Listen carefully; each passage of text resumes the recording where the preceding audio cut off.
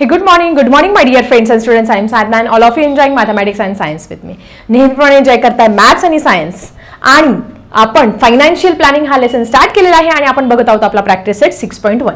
याच्या अगोदर आपल्या फर्स्ट व्हिडिओमध्ये आपण प्रॅक्टिस सेट 6.1 मधलं फर्स्ट आणि सेकंड एक्झाम्पल अगदी छानपैकी क्लिअर केलं. सो मोठं एक्झाम्पल आहे, निखिलचं एक्झाम्पल आहे, थर्ड वाला एक्झाम्पल तुमच्या समोर आहे. काय म्हणतात, Nikhil spend 5% of his monthly income on children's education. मुलांचा शिक्षणाचा खर्च आहे, सगळ्यांच्याच मम्मी पप्पांना असतो. नोटबुक घ्यायची, टेक्स्टबुक घ्यायचं, तुमचे बॅग घ्यायची, बॉटल घ्यायचं, टिफिन घ्यायचं, स्कूलमध्ये ही फीस भरायची ती, असा निखिलचा पण खर्च आहे. 5% जो आहे तो मुलांच्या शिक्षणावरती खर्च करतो. कोण? हा निखिल. इन्व्हेस्टेड 40% ऑन शेअर्समध्ये गुंतवणूक केलेली आहे. 14% तो शेअर्समध्ये गुंतवले आहे. डिपॉझिट 30% इन द बँकेमध्ये 3% तसंच शिल्लक ठेवतो, कारण इमर्जन्सी जर काही आली तर 3% तो शिल्लक ठेवतो. And 40% on daily expenses. मग आपण काय करूया, तर मंथली एक्सपान्सेस ऑफ निखिल काढूया. सगळ्यात पहिले मंथली एक्सपान्सेस, महिन्याचा त्याचा काय खर्च आहे. एक्सपान्सेस ऑफ निखिल त्यांनी दिलेले, आपण तसंच काय करूया, कॉपी करून लिहून घेऊया. सगळ्यात पहिले children's education. Okay, children education वरती किती खर्च करतो रे तो. चिल्ड्रन्स एज्युकेशन वरती दर महिन्याच्या 5% रक्कम तो महिन्याचा त्याचा किराणा वगैरे ह्या सगळ्या गोष्टी असेल. म्हणजे तो मुलांच्या शिक्षणावरती 5% खर्च करतो. शेअर्स त्याने 14% गुंतवणूक केलेली, बँकेत तो 3% ठेवतो आणि उरलेली 40% जो रक्कम आहे ती डेली एक्सपांडेचर किंवा डेली त्याचं किराणा असेल किंवा काही घर भाडं किंवा काही लाईट बिल, घर बिल, पाणी बिल, काय भरपूर असतो ना खर्च, याच्यासाठी त्याने 40% रक्कम काय करतो, खर्च करतो. मग मंथली एक्सपान्सेस ऑफ निखिल किती झालं रे. देअरफॉर मंथली एक्सपान्सेस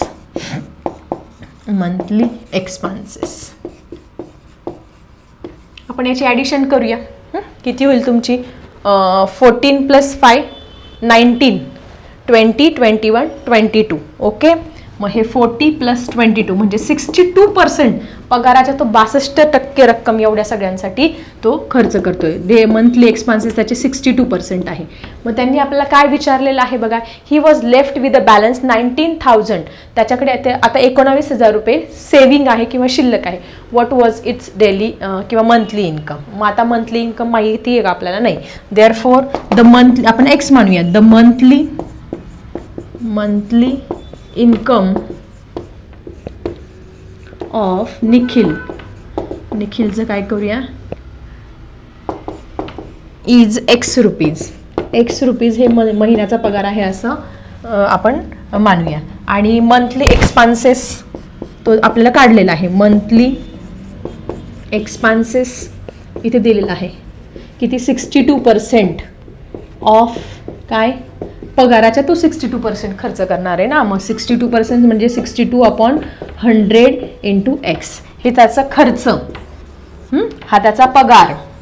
आणि त्याची सेव्हिंग दिलेली 19,000. सेव्हिंग किती दिलेली त्यांनी, सेव्हिंग दिलेली आहे त्याची उरलेले पैसे 19,000 रुपये काय त्याचे सेव्ह झालेले आहे किंवा सेव्हिंग आहे. मग याच्यावरून आपण एक फॉर्म्युला तुम्हाला सांगितलं होतं. फॉर्म्युला काय होता, income is equal to, income कसं तयार होणार, याचं निखिलचं एक्सपांडेचर प्लस त्याचे सेव्हिंग. एक्सपांडेचर प्लस सेव्हिंग याच्यापासून त्याचा पगार तयार होणार आहे. पगार माहिती का आपल्याला, ते निखिलचा नाही, तो X रुपीज मानूया. एक्सपांडेचर किती आहे, 62/100 × X. आणि सेव्हिंग पण माहिती आहे, सेव्हिंग किती आहे, 19,000 रुपीज आहे. आता आपल्याला कॅल्क्युलेशन करायचं बघा बाळांनो, कॅल्क्युलेशन करायचं आहे. पण आपल्याला कॅल्क्युलेशन सोपं जाण्यासाठी आपण बोथ साईडला जर 100ने मल्टिप्लाय केलं तर हा 100 निघून जाईल आणि कॅल्क्युलेशन अगदी सोपं होणार आहे. सो आपण काय करूया, मल्टिप्लाय बोथ साइड्स बाय 100. 100ने आपण करूया दोन्ही साईडला मल्टिप्लाय. मग 100 × X काय झाले रे तुमचे, 100x झाले. 62/100x इंटू याला पण आपल्याला 100ने मल्टिप्लाय करायचं आणि 19,000ला सुद्धा आपल्याला 100ने बोथ साईडला सांगितलं म्हणजे दोन्ही बाजूला मल्टिप्लाय करावं लागणार आहे. ठीक आहे, मी ते 100 आणि 100 हा काय झाला तुमचा इथे कट झाला. नंतर इथे 100 × 100x नंतर इथे 62x झाले आणि प्लस 19,000मध्ये आपण 100 जर मल्टिप्लाय केलं तर हे 19,000 तसेच तसे लिहायचे, त्याच्यावरती हे 2 झिरो ॲड करून द्यायचे, म्हणजे किती झाले रे तुमचे 19 लाख झाले. किती झाले 19 लाख. आता आपण इझिली सॉल्व्ह करू शकतो. x एका बाजूला आणायचं आणि आपण कॅल्क्युलेशन इथे करू शकतो. सो 100x हा इकडे प्लस 62x होता, इकडे जाताना काय झाला मायनस 62x झाला इज इक्वल टू 19 लाख. लाखावरती किती शून्य 50. ओके, मग 100मधून 62 गेले. करा बरं 100मधून 62 इथे बॉक्समध्ये करते बघा किती झाले तुमचे. इथे 10, 10मधून 2 गेले, 8 उरले. इथे काय झाले 9, 9मधून 6 गेले 3, 38 उरले. ओके 38. सो 38x आलेलं आहे इथे आणि इज इक्वल टू 19 लाख. आणि पुढचं जे कॅल्क्युलेशन आहे ते खूपच इझी आहे. तुम्ही काय करणार, हा जो 38 आहे या दोघांमध्ये कुठलंच चिन्ह नाही, म्हणजे काय चिन्ह आहे बाळांनो, it is a sign of multiplication. तो इकडे मल्टिप्लायला आहे, तिकडे जाताना आपण फक्त डिव्हाइडला नेणार आहोत. सो 19 डायरेक्टली कसं भाग देते बघा, 19 1 जा 19, 19 2 जा 38, मग इथे 0 0 0 0 0 किती 5 झिरो आले. मग किती आलं तुमचं 1 लाख आलं. 1 लाखला परत ह्या 2ने आपल्याला डिव्हाइड करावं लागणार आहे. 1 लाखला 2ने डिवाइड केलं किती आलं, मग तुमच्या 1 लाखच्या हाफ किती येईल 50,000 येईल ना. 2 5 जा 10, म्हणजे त्याचं मंथली इन्कम कोणाचं, ह्या निखिलचं महिन्याचा पगार किती आहे त्याचा 50,000 रुपये पगार आहे. मग तुम्ही इथे लिहू शकता. आता इथे जागा नाही आहे, इथे लिहा तुम्ही the monthly income of Nikhil. Monthly income हे लिहायला विसरू नका. Of Nikhil is equal to 50,000 rupees. 50,000 रुपये हा काय आहे त्याचा महिन्याचा पगार आपल्याला जो काढायला लावला तर तो काढलेला आहे. 3 किंवा 4 मार्काला किती सोपा प्रश्न होता बघा बरं. निखिलचा एवढा सगळा याच्यावरती तो खर्च करतो, म्हणून मग मंथली एक्सपेन्सेस मी पहिले लिहून घेतले, त्या सगळ्यांची बेरीज केली ती 62% आली. त्यानंतर त्याचं इन्कम किती आहे माहिती का नाही म्हणून ते x रुपीज मांडलं. मंथली एक्सपेन्सेस 62% होता, मग 62% ऑफ पेमेंट असणार आहे ना, मग 62% ऑफ x म्हणजे 62/100x. नंतर तुम्हाला मी एक फॉर्म्युला सांगितला आणि त्याचे सेव्हिंग किती आहे 19,000 रुपये ते दिलेले आहे. नंतर इन्कम काय आहे, इन्कमचा फॉर्म्युला सांगितला. इन्कम कसं तयार होतं, एक्सपेंडिचर प्लस सेव्हिंग, म्हणजे तुमचा नेहमीचा खर्च आणि तुम्ही काय सेव्हिंग करता याच्यापासून तुमचा पगार तयार होतो. इन्कम हे आहे, एक्सपेंडिचर हे आहे, सेव्हिंग हे आहे. नंतर मग काय सोपी आयडिया, हा 100 कट करायचा, दोन्ही साईडला 100ने मल्टिप्लाय केल्यानंतर हे सगळं आलं. हे सगळं आल्यानंतर एक्सची किंमत मला 50,000 मिळाली. म्हणजे तुमचा जो निखिल आहे, निखिलचा महिन्याचा पगार किती आहे 50,000. 50,000मध्ये तो 62% एवढे खर्च करतो, तरी पण त्याचे 19,000 रुपये इथे शिल्लक राहिलेले आहे. सो त्याने काय केलेलं आहे, अशा पद्धतीने फायनान्शियल प्लॅनिंग केलेली आहे. कुणी, तुमच्या ह्या निखिलने. ओके, सो आय थिंक हा छानसा क्वेश्चन होता 3 किंवा 4 मार्कचा, तो तुम्हाला समजला असेल आणि नक्की 101% मला गॅरंटी आहे की तुम्ही तुमच्या एक्झाममध्ये अशाच पद्धतीने सोडवाल आणि भरपूर आउट ऑफ मार्क्स मिळणार या प्रकरणाचे. Okay, let's move to the next question. So student, हे आहे 4th नंबरचं एक्झाम्पल, मिस्टर सय्यद यांचं. एक्झाम्पल व्यवस्थित समजून घेऊया. काय म्हणतात बघा ह्या एक्झाम्पलमध्ये, Mr Sayyad kept ₹40,000 in the bank. Mr Sayyad नावाचा एक व्यक्ती आहे, 40,000 रुपये बँकेमध्ये त्यांनी ठेवलेले आहे. 8% ॲट 8% कंपाऊंड इंटरेस्ट त्यांनी ठेवल्याबद्दल त्यांना कंपाऊंड इंटरेस्ट किती मिळणार आहे 8% मिळणार आहे फॉर 2 इयर्स, 2 वर्षानंतर मिळणार आहे. त्यानंतर दुसरी एक व्यक्ती आहे तुम्हाला दिलेली आहे, mister Fernandes. Mister Fernandes invested 1,20,000. त्यांनी जास्त अमाऊंट केलेली आहे, 40,000 त्यांनी 1,20,000 रुपये म्युच्युअल फंडमध्ये त्यांनी केलेले आहे for 2 years. After 2 years mister Fernandes got 1,92,000.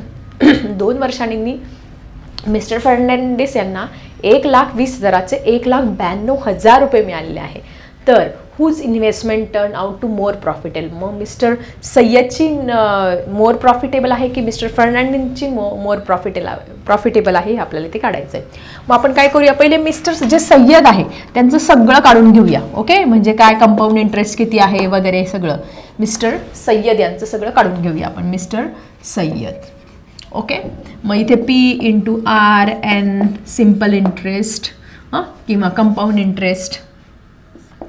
Interest आणि नंतर अमाऊंट आपल्याला काढायची आहे. सांगा प्रिन्सिपल किती आहे, किती रक्कम त्यांनी गुंतवलेली आहे 40 1000 रुपीज. रेट ऑफ इंटरेस्ट किती आहे तुमचा 8% हा मिस्टर सय्यद यांचा रेट ऑफ इंटरेस्ट आहे. त्यानंतर किती इयर्ससाठी 2. कंपाऊंड इंटरेस्ट आपल्याला फाइंड करायचं आणि अमाऊंट पण इथे फाइंड करायची. मग तुम्हाला सगळ्यांना हा फॉर्म्युला डायरेक्ट तोंडी पाठ करून ठेवायचा आहे. डायरेक्ट काय आहे तुमचा कंपाऊंड इंटरेस्टचा फॉर्म्युला, सगळ्यांनी हा फॉर्म्युला लक्षात ठेवायचा आहे. A is equal to P in bracket 1 plus R upon 100 raise to n. हा फॉर्म्युला तुम्ही 7th स्टँडर्डपासून शिकलेला आहे. हाच फॉर्म्युला आपल्याला इथे यूज करायचा आहे. So A is equal to P म्हणजे तुमचा प्रिन्सिपल किती आहे 40,000 रुपीज हा प्रिन्सिपल आहे.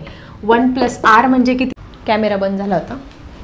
सो भाग कसा दिला बघा, 4 1 जा 4, 4 2 जा 8.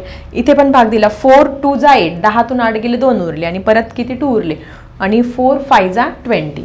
मग काय आलं तुमचं, therefore A is equal to 40,000 इथे आले आणि इथे आपण तिरकस गुणाकार करतो. 25 1 जा 25 आणि प्लस 2 27 अपॉन 25 आणि रेस टू 2 म्हणजे याचा 2 वेळा आपल्याला गुणाकार करायचा. रेस टू 2 म्हणजे 2 वेळा गुणाकार.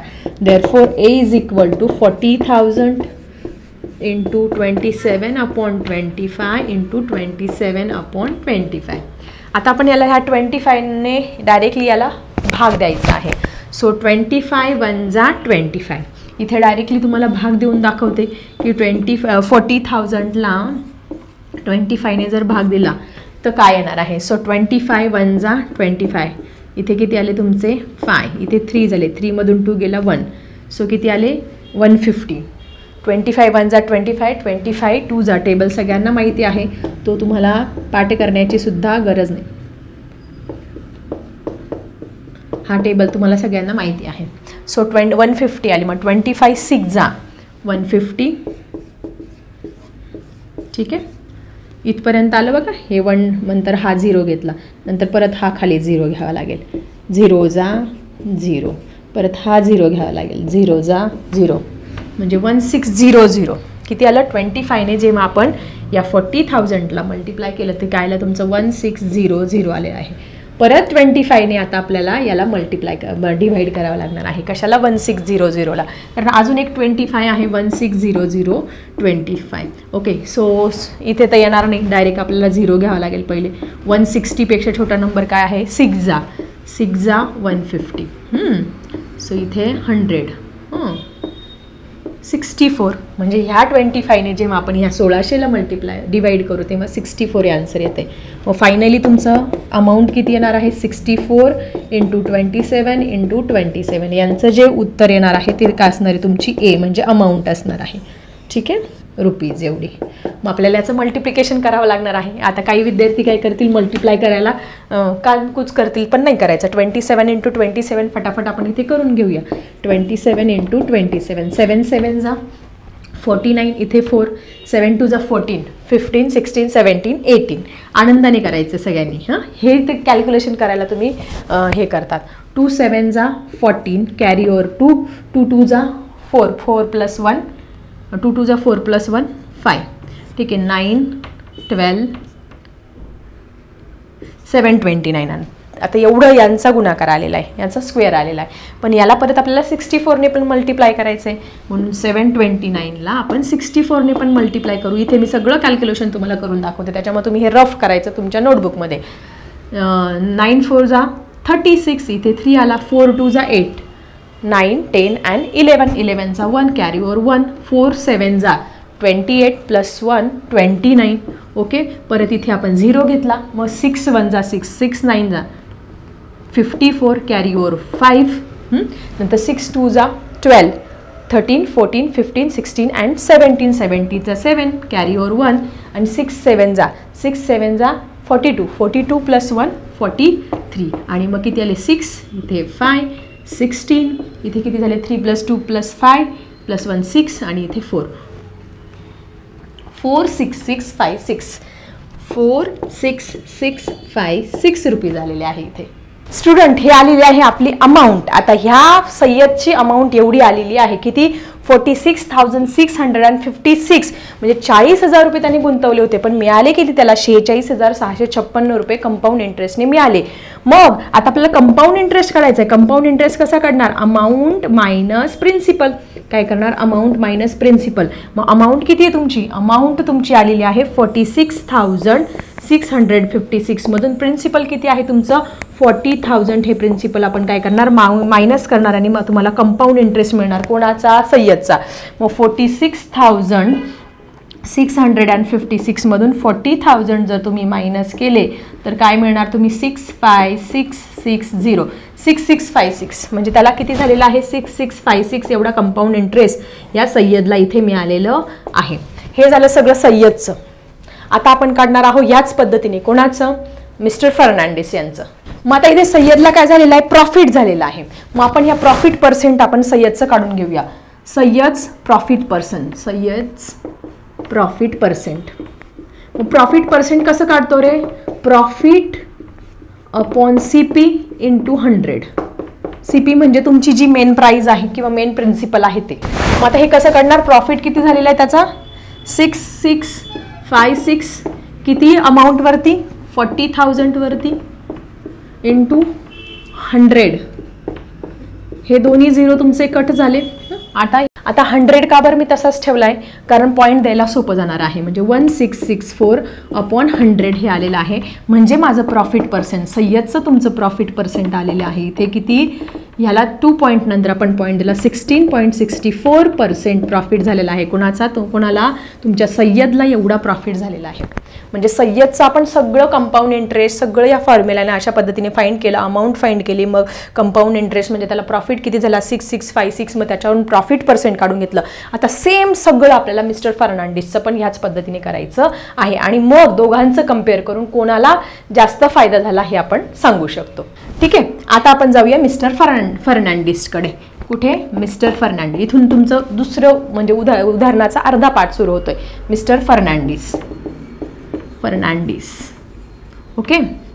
आता फर्नांडिस साहेबांचं एवढं हे सगळं काढण्याची गरज नाहीये, कारण फर्नांडिस साहेबांनी काय केलेलं आहे? त्यांनी 1,20,000 रुपीज गुंतवलेले आहे आणि 1,92,000 तुम्हाला मिळालेले आहे. म्हणजे लगेच तुम्ही ते प्रॉफिट काढू शकता. डायरेक्टली प्रॉफिट काढूया.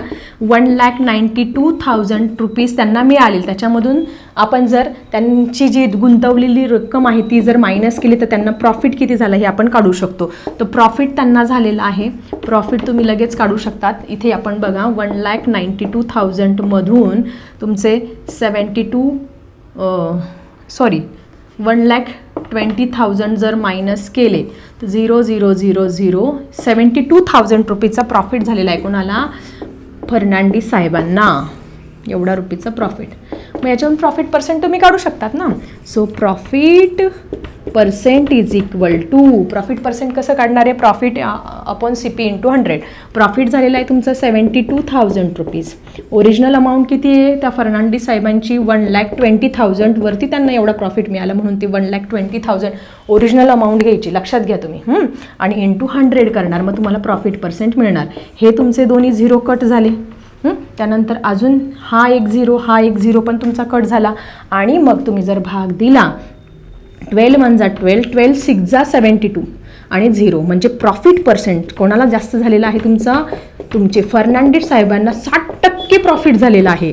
आणि तुमचे जे सय्यद साहेब आहे त्यांना 16.64% प्रॉफिट झालेला आहे. मग तुम्ही म्हणू शकता दॅट इज, काय क्वेश्चन विचारला आहे? Whose investment turn out more profitable? The investment, मग इथे लिहू शकता तुम्ही the investment of Fernandis, Mr. Fernandis is more profitable. Mr. Fernandis is more profitable. Okay. So छानसं 4 मार्काचं हे उदाहरण मी खूप सुंदर पद्धतीने सोडवून दिलेलं आहे. बघूया आपलं पुढचं एक्झाम. स्टुडंट, हा आहे तुमचा लास्ट क्वेश्चन तुमच्या समोर आहे. काय म्हणतात? Samira spent 90% of her income and donated 3% for socially useful causes. Samira नावाची एक मुलगी आहे. तिच्या पगाराच्या 90% रक्कम ती खर्च करते. 3% ती गरिबांसाठी सोशल काहीतरी काम करते, सोशल ॲक्टिव्हिटीजमध्ये डोनेट करते. असे 93% ती काय करते? स्पेंड करते. If she left 1750 at the end of month. शेवटी तिच्याकडे उरलेले आहे 1750 रुपये. तिचं ॲक्च्युअल इन्कम काय आहे? मग आपल्याला समीराचं ॲक्च्युअल इन्कम माहिती आहे का? नाही. मग तुम्ही काय लिहिणार? देअरफॉर द ॲक्च्युअल इन्कम, नेहमीची स्टेप वापरायची आहे. इन्कम ऑफ समीराचं जे ॲक्च्युअल इन्कम आहे ते काय म्हणणार आहोत आपण? एक्स म्हणणार आहोत. Is x rupees. मग तिचा खर्च किती आहे ते आपण काढणार आहोत. खर्च काय? देअरफॉर स्पेंट, शी स्पेंट 90% आणि donate 3%. Okay, she spent 90% and donate 3%. मग टोटल स्पेंट किती झालं? टोटल स्पेंट तिने किती खर्च केले? टोटल 90 + 3 = 93% काय करते? टोटल ती स्पेंड करते, म्हणजे खर्च करते. एक्सपांडेचर म्हणूयात आपण. ठीक आहे, एक्सपांडेचर काय येणार आहे तिचा? एक्सपांडेचर खर्च किती आहे? 93% ऑफ तिच्या इन्कमच्या ना. 93% ऑफ इन्कमच्या ती 93% खर्च करते. म्हणजे 93% म्हणजे 93/100 × x, म्हणजेच तुमचं 93/100x. हे झालं तिचं एक्सपांडेचर. तिचं पेमेंट किती आहे समीराचं? एक्स रुपीज आहे. खर्च किती आहे? एवढा. सेविंग पण आपल्याला दिलेले आहे. सेविंग किती? तिच्याकडे किती पैसे उरलेले आहे? 1750 रुपीज. मग याच्यावरून तुम्ही इझिली काढू शकतात. तुम्हाला एक फॉर्म्युला सांगितला होता, आठवतं का तुम्हाला तो फॉर्म्युला? कोणता फॉर्म्युला सांगितला होता? की इन्कम कसं तयार होत असतं कुठल्याही व्यक्तीचं? Income is equal to expenditure plus saving. याच्यापासून काय होतं? कुठल्याही व्यक्तीचं इन्कम म्हणजे त्याने काय खर्च केला आणि काय सेविंग केलं याच्यापासून त्याचा पगार तयार होतो. इन्कम तर माहिती नाही, इन्कम एक्स आहे. एक्सपांडेचर तुमचे 93/100x आहे आणि सेविंग तिचे 1750 रुपीज एवढे काय आहे तिचे सेविंग आहे. मग आता तुम्हाला सिम्पल आहे पुढची स्टेप. हा 100 कट करायचा म्हणजे मल्टिप्लाय बोथ साईड काय करावं लागणार आहे आपल्याला? डेफिनेटली 100 करावं लागणार आहे. So multiply both sides by 100ने काय करूया? दोन्ही साईडला आपण मल्टिप्लाय करूया. मग आता x × 100 काय झाले? 100x झाले. मग 93/100x × 100 करावे लागणार आहे आणि 1750 याला पण 100 करावं लागणार आहे. हे 100 तर आपण कट करण्यासाठीच हे सगळं करत होतो. ठीक आहे, देअरफॉर 100x = 93 × x 93x आणि याला 100ने मल्टिप्लाय करायचं म्हणजे वेगळं काही करायचं नाही, फक्त त्याच्यावरती 20 आपल्याला द्यायचे आहेत फक्त. म्हणजे किती झाले रे तुमचे? हे 1,75,000 रुपीज झाले. आता पुढे इझिली करू शकतो. हा 93 इकडे प्लस इकडे जाताना मायनस करा. देअरफॉर 100x मायनस हा प्लस आहे इकडे येताना मायनस झाला. 1,75,000 रुपीज. मग 100मधून 93 गेला, किती उरला रे तुमचा? 7x उरला. 7x = 1,75,000 rupees. आता हा या दोघांमध्ये कोणतंच चिन्ह नाही म्हणजे मल्टिप्लायचं चिन्ह आहे. हा 7 इकडे मल्टिप्लाय इकडे जाताना काय होईल तुमचा? डिवाइडला. देअरफॉर x = 1,75,000 याला आपल्याला 7ने डिवाइड करायचं. मग 7च्या टेबलमध्ये 7 1 = 7, 7 2 = 14, 7 3 = 21. सो 7 2 = 14. तुम्हाला असा भाग देता येत नसेल तर तुम्ही अशा पद्धतीने भाग दिला तरी चालणार आहे. ठीक आहे, सो अशा पद्धतीने द्या तुम्हाला बघा जसं वाटेल सोपं तसं. 1,75,000 याला तुम्हाला 7ने. सो 2 1 = 2, 7 1 = 7, 2 = 14. ओके, 7 5 = 7 5 = 35 आणि पुढे हे 3 0 म्हणजे 25,000. तिचं मंथली इन्कम किती आहे समीराचं? तुमचं x = 25,000 रुपीज. हे झालं समीराचं इन्कम. किती सोपा प्रश्न होता. आणि इथे तुम्ही फायनली लिहायला विसरू नका what was her actual income. Therefore the actual income of Samira is 25,000 rupees. हे तुम्ही फायनली इथे आन्सरमध्ये लिहायचं आहे. खूप छान सोपा प्रश्न होता. पहिले इन्कम म्हणजे कुठल्याही प्रकारचं असं जर एक्झाम्पल आलं ना, एक लक्षात ठेवा, इन्कम जर विचारलं तर ते इन्कम एक्स माना. नंतर खर्च किती आहे त्याला गुणिले एक्स इंटू, म्हणजे समजा 50% खर्च झाला, 70% म्हणजे 70/100 इंटू एक्स करा, तो झाला त्याचा एक्सपेंडिचर. आणि नंतर सेविंग तुम्हाला तिथे दिलेली असणार, ती सेविंग पण लिहून घ्या. आणि ह्या फॉर्म्युलावरून तुम्ही काय करा, पहिले ह्या फॉर्म्युला अशा पद्धतीने लिहून त्याच्यात किमती टाका. नंतर मल्टिप्लाय, जी ही व्हॅल्यू कट करायची आहे त्याला इथे 10 असेल, 100 असेल, 1000 असेल, त्याने दोन्ही साईडला मल्टिप्लाय करा. मल्टिप्लाय केल्यानंतर तुम्हाला असं सिम्पल इक्वेशन मिळेल आणि मग एक्स एका बाजूला आणि तुम्हाला लगेच त्याचं आन्सर हे मिळणार आहे. सो अशा पद्धतीने आपण हा छोटा छानसा लेसन होता फायनान्शियल प्लॅनिंग, याचा 6.1 प्रॅक्टिस सेट आपण इथे बघितला आहे. आता फक्त 6.2चे 2च एक्झाम्पल, म्हणजे हे प्रकरण पण आपलं इथे संपणार आहे लवकरात लवकर आणि लवकरच तुमच्यासाठी सायन्स पण घेऊन येणार आहे. बघूया कशा पद्धतीने. तर तुम्हाला नक्की व्हिडिओ आवडतायत, सगळेजण छान रिप्लाय करतायत, पण तुम्ही अजूनही काही विद्यार्थी कोणत्या जिल्ह्यातून आहे, कोणत्या शाळेतून आहे ते रिप्लाय करा आणि तुमच्या काही अडचणी असेल तर त्या पण टाका. ठीक आहे, आता मी थांबते. चला प्रॅक्टिस सेट 6.2 सह भेटूया आपल्या नेक्स्ट व्हिडिओमध्ये. आता मी थांबते. Bye everyone.